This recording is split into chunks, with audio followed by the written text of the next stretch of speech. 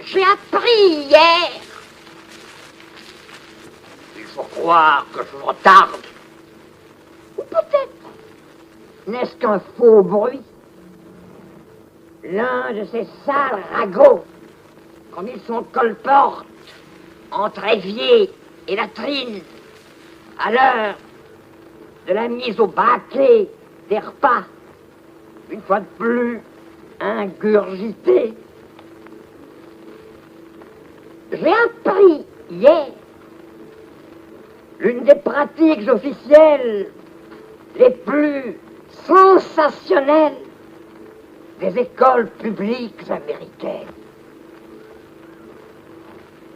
et qui font sans doute que ce pays se croit à la tête du progrès. Il paraît que parmi les examens ou épreuves que l'on fait subir à un enfant qui en entre pour la première fois dans une école publique, aurait lieu l'épreuve dite de la liqueur séminale ou du sperme, et qui consisterait à demander à cet enfant nouvel entrant un peu de son sperme afin de l'insérer dans un bocal et de le tenir ainsi prêt à toutes les tentatives de fécondation artificielle qui pourraient ensuite être tentées. Car de plus en plus, les Américains trouvent qu'ils manquent de bras et d'enfants. C'est-à-dire, non pas d'ouvriers, mais de soldats. Et ils veulent à toute force, par tous les moyens possibles, faire et fabriquer des soldats. En vue de toutes les guerres planétaires qui pourraient ensuite avoir lieu. Et qui seraient destinées à démontrer par les vertus écrasantes de la force, la surexcellence des produits américains et des fruits de la sueur américaine sur tous les champs de l'activité et du dynamisme possible de la force. Parce qu'il faut produire, il faut, par tous les moyens de l'activité possible, remplacer la nature partout où elle peut être remplacée. Il faut trouver à l'inertie humaine un champ majeur. Il faut que l'ouvrier ait de quoi s'employer. Il faut que des champs d'activité nouvelles soient créés.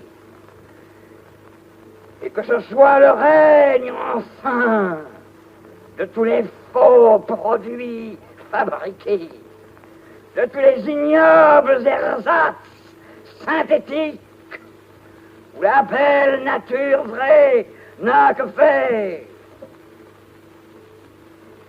Et doit céder une fois pour toutes et honteusement la place à tous les triomphaux produits de remplacement ou le sperme de toutes les usines de fécondation artificielle aura enfin de quoi s'employer.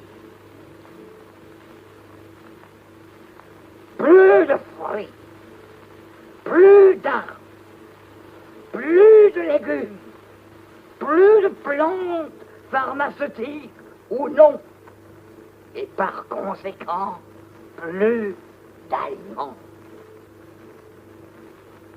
mais des produits de synthèse à satiété, dans des vapeurs, dans des humeurs spéciales de l'atmosphère, sur des axes particuliers des atmosphères tirées de force et par synthèse aux résistances d'une nature que la guerre et qui la guerre n'a jamais connue que la peur. Et vive la guerre, n'est-ce pas? Puisque ce faisant,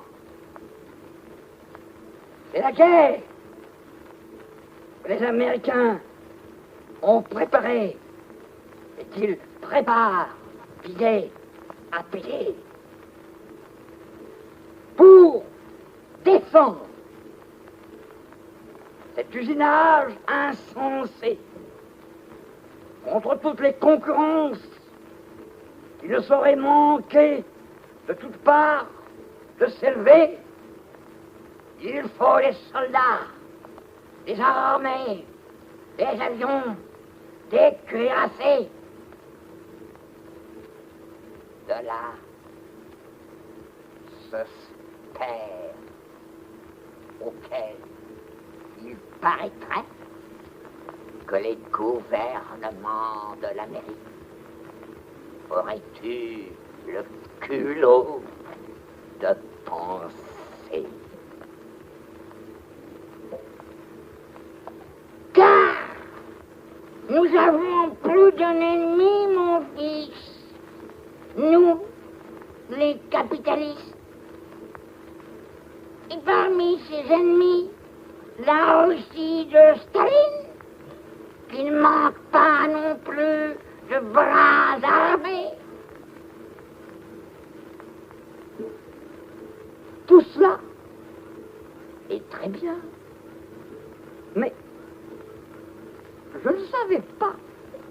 Les Américains, un peuple aussi guerrier.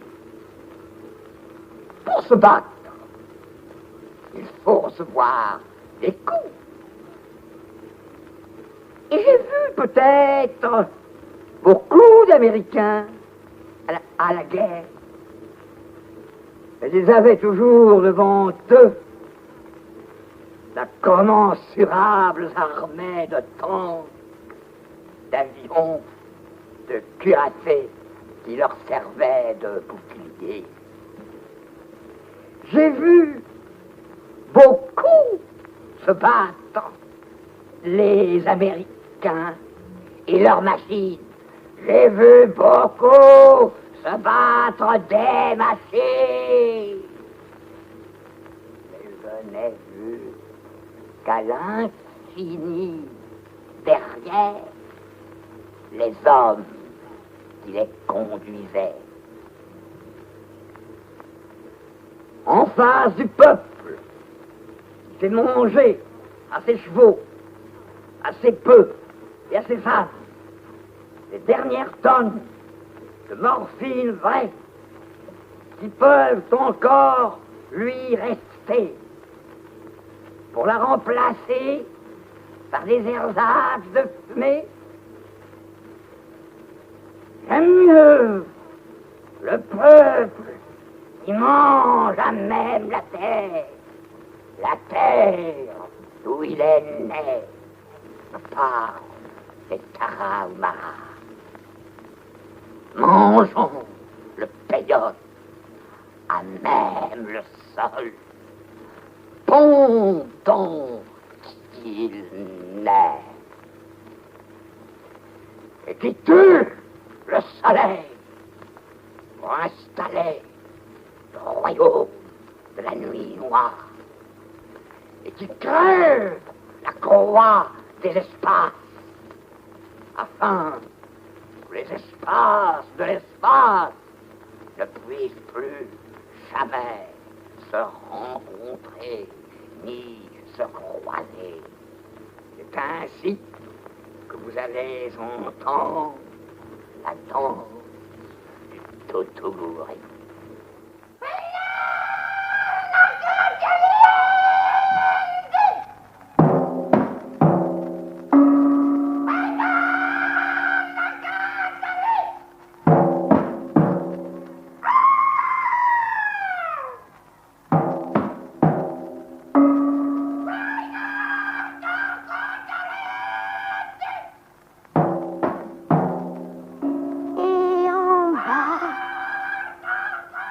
Comme au bas de la pente amère, cruellement désespéré du cœur, s'ouvre le cercle des 6 croix. Très en bas, comme castré dans la terre mère, des encastrés de l'étreinte immonde de la mer qui bave. La terre de charbon noir est le seul emplacement humide dans cette fente de rochers. Le rite est que le nouveau soleil passe par 7 points avant d'éclater à l'orifice de la terre. Et il y a 6 hommes, un pour chaque soleil, et un 7e homme qui est le soleil, tout cru, habillé de noir et de chair rouge. Or, ce 7e homme est un cheval avec un homme qui le mène, mais c'est le cheval qui est le soleil et non l'homme. Sur le déchirement d'un tambour et d'une trompette longue, étrange, les 6 hommes qui étaient couchés, roulés à ras de terre, jaillissent successivement comme des tournesols, non pas soleil, mais sol tournant, de lotus d'eau, et à chaque jaillissement correspond le gond de plus en plus sombre et rentré du tambour, jusqu'à ce que tout à coup, on voit arriver au grand galop, avec une vitesse de vertige, le dernier soleil, le premier homme, le cheval noir avec un homme nu, absolument nu et vierge sur lui. Ayant bondi, ils avancent suivant des méandres circulaires, et le cheval de viande saignante s'affole et caracole sans arrêt au fait de son rocher, jusqu'à ce que les 6 hommes aient achevé de cerner complètement les 6 croix. Or, le ton majeur du rite est justement l'abolition de la croix. Ayant achevé de tourner, il déplante les croix de terre, et l'homme nu sur le cheval arbore un immense fer à cheval qu'il a trempé dans une coupure de son sang.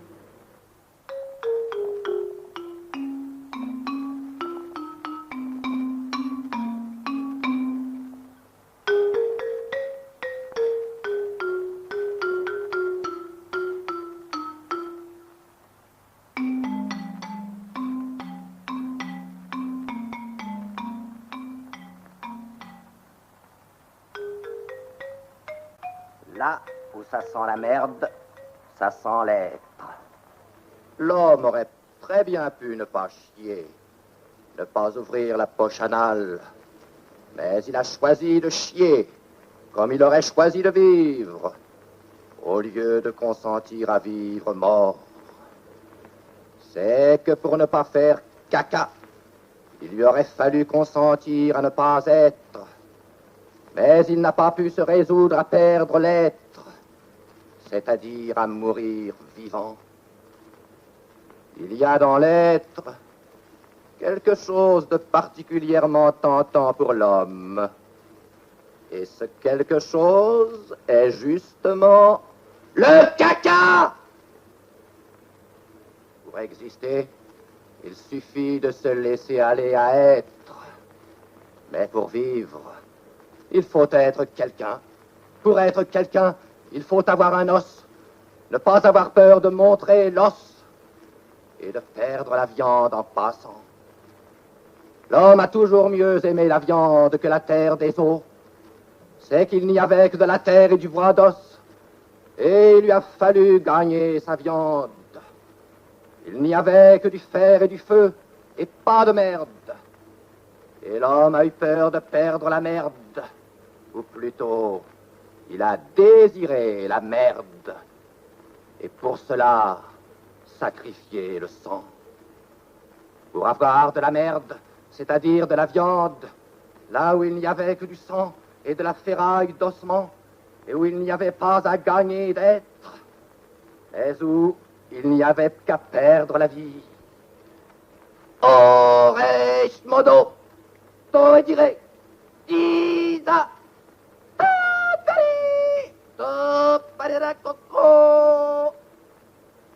Là, l'homme s'est retiré et il a fui. Alors les bêtes l'ont mangé. Ce ne fut pas un viol. Il s'est prêté à l'obscène repas. Il y a trouvé du goût. Il a appris lui-même à faire la bête et à manger le rat délicatement. Et d'où vient cette abjection de saleté? De ce que le monde n'est pas encore constitué, ou de ce que l'homme n'a qu'une petite idée du monde et qu'il veut éternellement la garder. Cela vient de ce que l'homme, un beau jour, a arrêté l'idée du monde. Deux routes s'offraient à lui, celle de l'infini dehors, celle de l'infime dedans. Et il a choisi l'infime dedans, là où il n'y a qu'à presser le rat, la langue, l'anus ou le gland. Et Dieu lui-même a pressé le mouvement. Dieu est-il un être?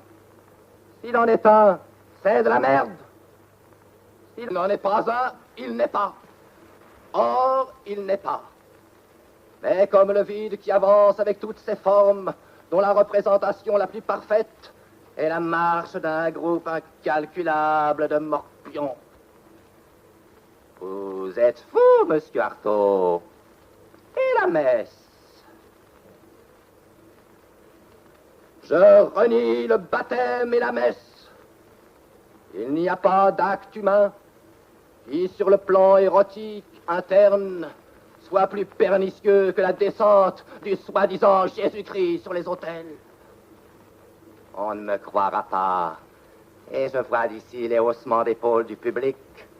Mais le nommé Christ n'est autre que celui qui, en face du morpion Dieu, a consenti à vivre son corps.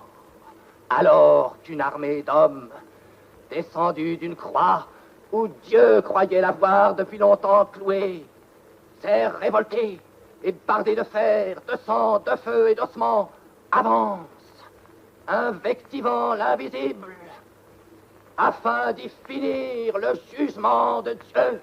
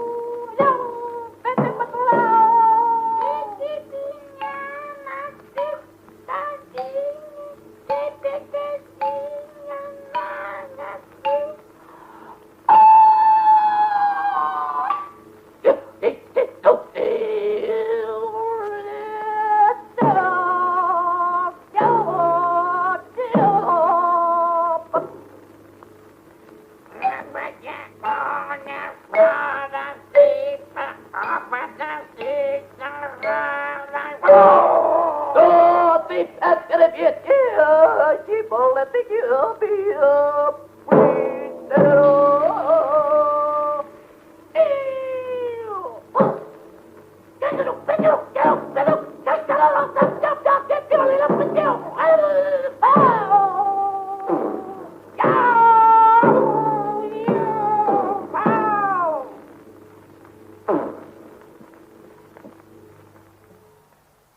Ce qui est grave est que nous savons qu'après l'ordre de ce monde, il y en a un autre. Quel est-il? Nous ne le savons pas. Le nombre et l'ordre des suppositions possibles dans ce domaine est justement l'infini. Et qu'est-ce que l'infini? Au juste, nous ne le savons pas. C'est un mot dont nous nous servons pour indiquer l'ouverture de notre conscience vers la possibilité démesurée, inlassable et démesurée. Et qu'est-ce au juste que la conscience? Au juste, nous ne le savons pas. C'est le néant. Un néant dont nous nous servons pour indiquer, quand nous ne savons pas quelque chose, de quel côté nous ne le savons, et nous disons alors conscience du côté de la conscience, mais il y a 100 000 autres côtés. Et alors? Il semble que la conscience soit en nous liée au désir sexuel et à la faim. Mais elle pourrait très bien ne pas leur être liée. On peut dire, il y en a qui disent que la conscience est un appétit, l'appétit de vivre. Et immédiatement à côté de l'appétit de vivre, c'est l'appétit de la nourriture qui vient immédiatement à l'esprit. Comme s'il n'y avait pas des gens qui mangent sans aucune espèce d'appétit et qui ont faim. Car cela aussi existe, d'avoir faim sans appétit. Et alors, l'espace de la possibilité me fut un jour donné comme un grand P que je ferai. Mais ni l'espace, ni la possibilité, je ne savais au juste ce que c'était. Et je n'éprouvais pas le besoin d'y penser. C'étaient des mots inventés pour définir des choses qui existaient ou n'existaient pas, en face de l'urgence pressante d'un besoin, celui de supprimer l'idée. L'idée et son mythe, et de faire régner à la place la manifestation tonnante de cette explosive nécessité. Dilater le corps de ma nuit interne, du néant interne de mon moi, qui est nuit, néant, irréflexion, mais qui est explosive affirmation qu'il y a quelque chose à quoi faire place. Mon corps est vraiment le réduire à ce gaz puant, mon corps. Dire que j'ai un corps parce que j'ai un gaz puant qui se forme au-dedans de moi? Je ne sais pas. Mais je sais que l'espace, le temps, la dimension, le devenir, le futur, l'avenir, l'être, le non-être, le moi, le pas moi ne sont rien pour moi. Mais il y a une chose qui est quelque chose, une seule chose qui soit quelque chose, et que je sens à ce que ça veut sentir, la présence de ma douleur de corps, la présence menaçante, jamais lassante de mon corps. Si fort qu'on me presse de questions et que je nie toutes les questions, il y a un point où je me vois contraint de dire non, non, alors à la négation. Et ce point, c'est quand on me presse, quand on me pressure et qu'on me traite jusqu'au départ, en moi, de la nourriture, de ma nourriture et de son lait. Et qu'est-ce qui me reste? Que je suis suffoqué. Et je ne sais pas si c'est une action, mais en me pressant ainsi de questions jusqu'à l'absence et au néant de la question, on m'a pressé jusqu'à la suffocation en moi de l'idée de corps et d'être un corps. Et c'est alors que j'ai senti l'obscène et que j'ai pété de déraison et d'excès et de la révolte de ma suffocation. C'est qu'on me pressait jusqu'à mon corps et jusqu'au corps. Et c'est alors que j'ai tout fait éclater, parce qu'à mon corps, on ne touche jamais.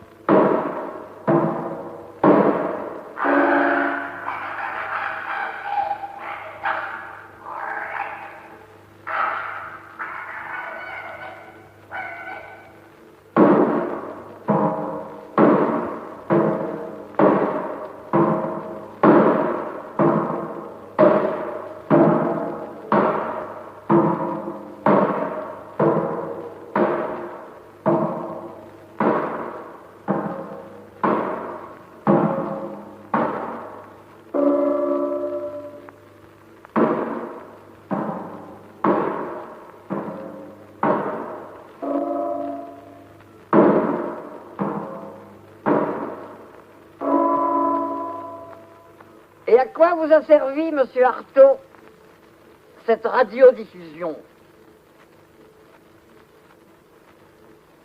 À dénoncer un certain nombre de saletés sociales officiellement reconnues et recommandées. Premièrement, cette émission du sperme infantile, donnée bénévolement par des enfants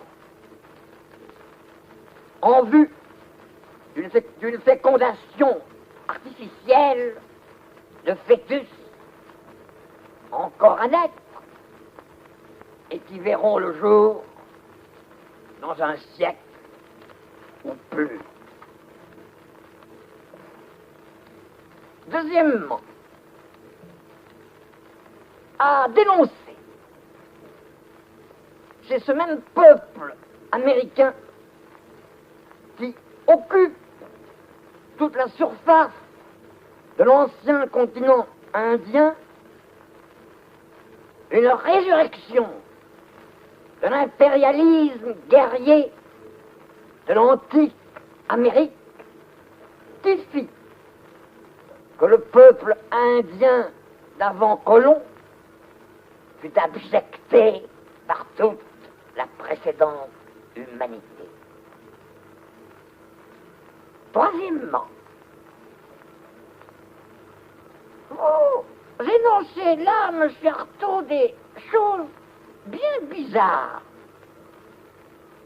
Quatrièmement, oui, je dis une chose bizarre. C'est que les Indiens d'avant colons étaient, contrairement à tout ce qu'on a pu croire, un peuple étrangement civilisé.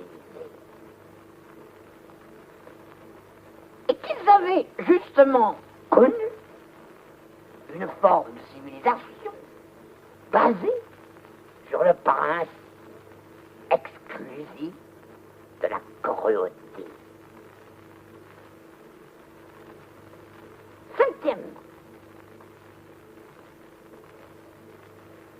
et savez-vous ce que c'est au juste que la cruauté? Sixièmement, comme ça, non, je ne le sais pas. Septièmement, la cruauté, c'est d'extirper par le sang et jusqu'au sang Dieu, le hasard bestial de l'animalité inconsciente de l'homme partout où on peut la rencontrer. Et qu'est-ce que vous nous foutez là, monsieur Artaud? Huitièmement, l'homme, quand on ne le tient pas, est un animal érotique. Il a en lui un tremblement inspiré. Une espèce de pulsation productrice de bêtes sans nombre, qui sont la forme que les anciens peuples terrestres attribuaient universellement à Dieu. Cela faisait ce qu'on appelle un esprit. Or, cet esprit venu des Indiens d'Amérique ressort un peu partout aujourd'hui.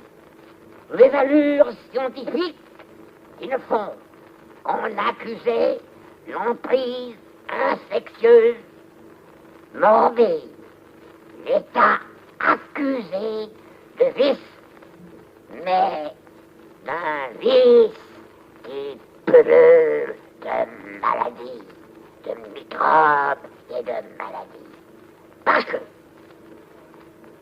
rien tant que vous voudrez, mais ce qu'on a appelé des microbes, c'est Dieu.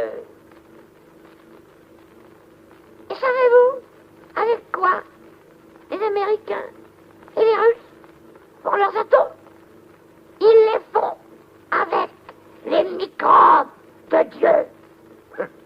Vous délirez, monsieur Artaud. Vous êtes fou. Je ne délire pas. Je ne suis pas fou. Je vous dis, on a réinventé les microbes afin d'imposer une nouvelle idée de Dieu. On a trouvé un nouveau moyen de faire ressortir Dieu et de le prendre sur le fait de sa nocivité microbienne.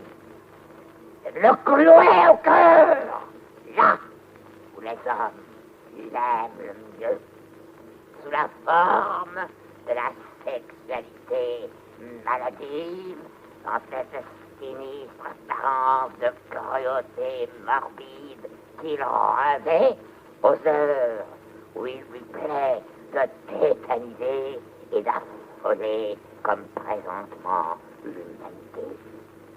Il utilise l'esprit de pureté d'une conscience demeurée candide comme la mienne pour l'asphyxier de toutes les fausses apparences qu'il répète Et c'est ainsi qu'Artaud le Momo peut prendre figure d'halluciné. Que voulez-vous dire, monsieur Artaud? Je veux dire que j'ai trouvé le moyen d'en finir une fois pour toutes avec ce saint.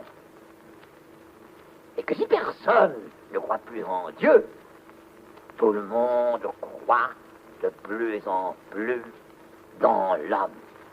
Or, c'est l'homme qu'il faut maintenant se décider à émasculer. Comment cela? De quelque côté qu'on vous prenne, vous êtes fou, mais fou à l'idée. En le faisant passer une fois de plus, mais la dernière, sur la table d'autopsie, pour lui refaire son anatomie. L'homme est malade parce qu'il est mal construit. Il faut se décider à le mettre à nu pour lui gratter cet animalcule qui le démange mortellement. Dieu, et avec Dieu, ses organes, oui, ses organes, tous ses organes, car, lui et moi, si vous le voulez, il n'y a rien de plus inutile qu'un organe. Lorsque vous lui aurez fait un corps sans organes, alors vous l'aurez délivré de tous les automatismes et rendu à sa véritable et immortelle liberté. Alors, vous lui réapprendrez à danser à l'envers, comme dans le délire des bals musettes, et cet envers sera son véritable endroit.